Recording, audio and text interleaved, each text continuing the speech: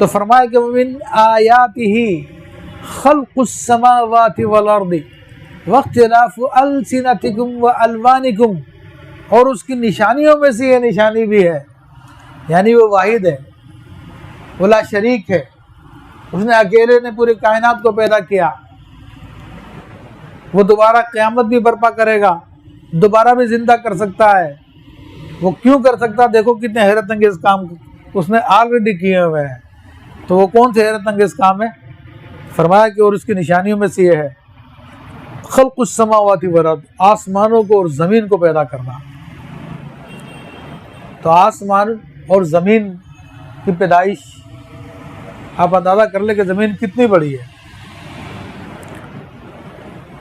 تو یہ انسانوں کا کام تو نہیں ہو سکتا کہ اتنی بڑی زمین بنا دے۔ اتنی بڑی زمین کیسے بنا سکتے ہیں انسان؟ سارے انسان، اربوں انسانوں کو اگر ایک طرف جمع کر دیا جائے تو سارے کے سارے زمین کے ایک حصے میں جمع ہو جائیں گے، پھر بھی زمین بہت بڑی ہے، خالی رہے گی۔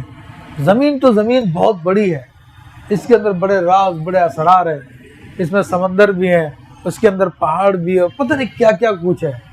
آپ اہرام مصر کو لے لیجئے، اہرام مصر تو کوئی بہت زیادہ بڑی عمارت نہیں ہے، لیکن اچھی خاصی اونچی عمارت ہے، اور اس کے اندر ٹنوں وزنی پتھر لگے ہوئے ہیں، اور آج کی جدید سائنس بھی ابھی تک کوئی رزلٹ نہیں بتا سکی کہ یہ بھاری بھاری پتھر اتنے اوپر پہنچائے کیسے ہیں۔ اس زمانے میں تو کرین بھی نہیں تھی جو ان پتھروں کو وہاں پر پہنچاتی، تو آج تک فیصلہ نہیں کر سکے وہ لوگ۔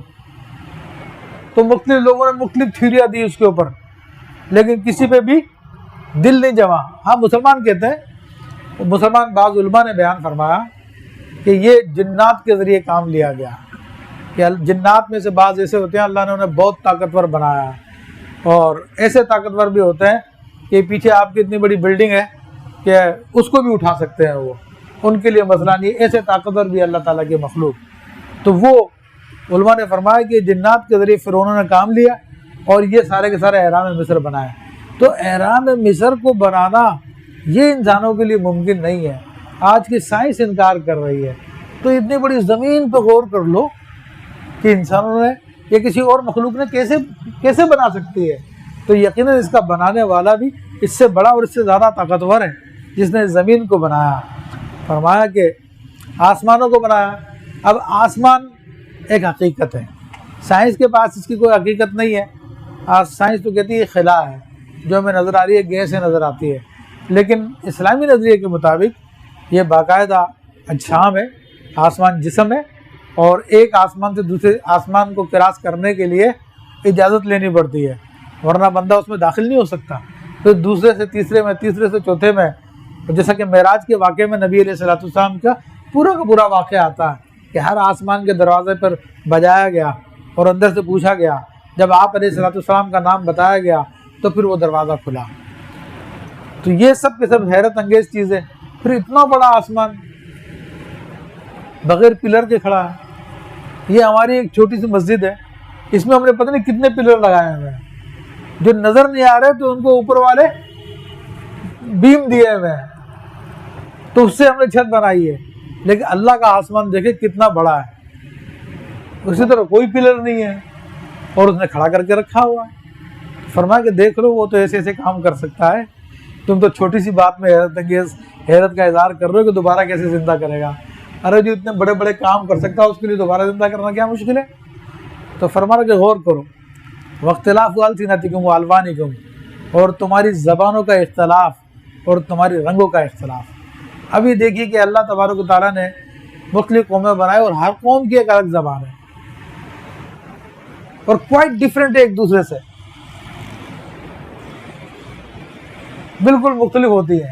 اب انگریزی کو لے لیں، اردو کو لے لیں، کتنا فرق ہے اس میں۔ اسی طرح جرمن کو لے لیں، ڈچ کو لے لیں، عربی کو لے لیں، ہر زبان ایک دوسرے سے مختلف ہے۔ ہاں علاقائی زبان جو ہوتی ہے وہ تھوڑی قریب قریب ہوتی ہے، لیکن ہماری جو ایشیائی زبانیں ہیں ان کے اندر، چائنا بھی ایشیا میں، ان کا ایک لفظ ہم کو سمجھ میں نہیں آتا، جیپنیز بھی ایشیا میں، ان کا ایک لفظ ہمیں سمجھ نہیں آتا، انڈونیشین ہے ان کی اپنی زبان آ رہے، وہ بالکل سمجھ میں نہیں آتی ہمیں۔ تو یہ سینکڑوں قسم کی بولیاں ہیں. تو یہ اللہ تعالیٰ کی قدرت ہے کہ جس نے ایک زبان سے کیسے کیسے الفاظ نکلوائے ہیں کہ لوگ سمجھ رہے ہیں اور ایک دوسرے کی بات مان رہے ہیں. ہم لوگ اردو یا پنجابی یا سندھی یا جو بھی زبانیں ہمارے یہاں پہ، ہم ان زبانوں کو سمجھتے ہیں اور کام آگے کرتے ہیں، اور وہ لوگ اپنے زبانوں کو سمجھتے ہیں. زبان ایک ہی ہے، ایک ہی گوشت کا لوسڑا ہے نا یہ ہر ایک کے منہ میں، مگر اس گوشت کے لوسڑے کے کمال یہاں پر کچھ اور ہے. انگریزی والوں کے پاس کچھ اور ہے، جرمن والوں کے پاس کچھ اور ہے، فرانس والوں کے پاس کچھ اور ہے، ڈچ والوں کے پاس کچھ اور ہے. دیکھو اس ایک زبان سے کیسے کیسے کام لے سکتے ہیں. ہم کوئی اوزار بناتے ہیں تو اس کا دو چار کام ہوتے ہیں زیادہ سے زیادہ، ٹھیک ہے نا، اس سے زیادہ کام نہیں ہو سکتا اس کا. لیکن اللہ نے جو اوزار بنایا ہے اس کے کام دیکھو آپ ہے کیسے کام اس نے بنایا ہے. پھر کہا کہ تمہارے رنگوں کا فرق. اب ایک انسان کا رنگ دوسرے انسان سے نہیں ملتا، قریب تو ہوتا ہے لیکن 100% میچنگ کسی کی کسی سے نہیں ہوتی ہے.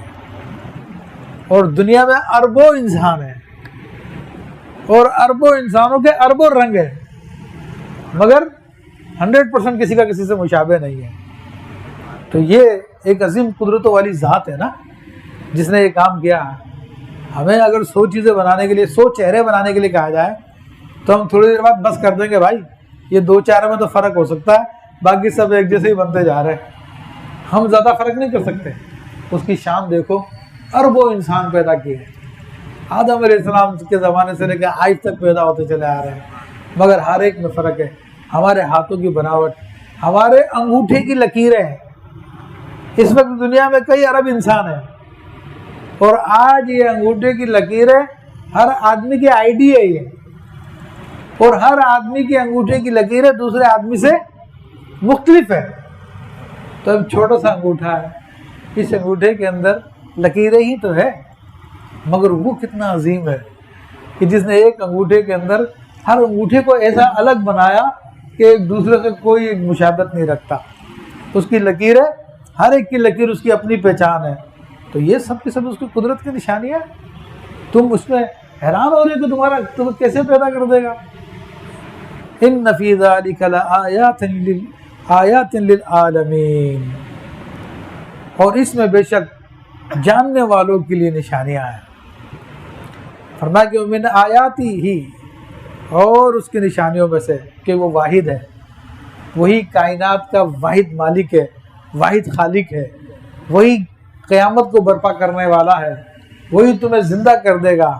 اس کی علامتوں میں سے ایک علامت یہ بھی ہے کہ منامکم باللیل والنہار وابتغاؤکم من فضلہ، کہ تمہارا رات میں آرام کرنا اور دن میں، اور تمہارا اس کا فضل کو تلاش کرنا، اس کے رزق کو تلاش کرنا.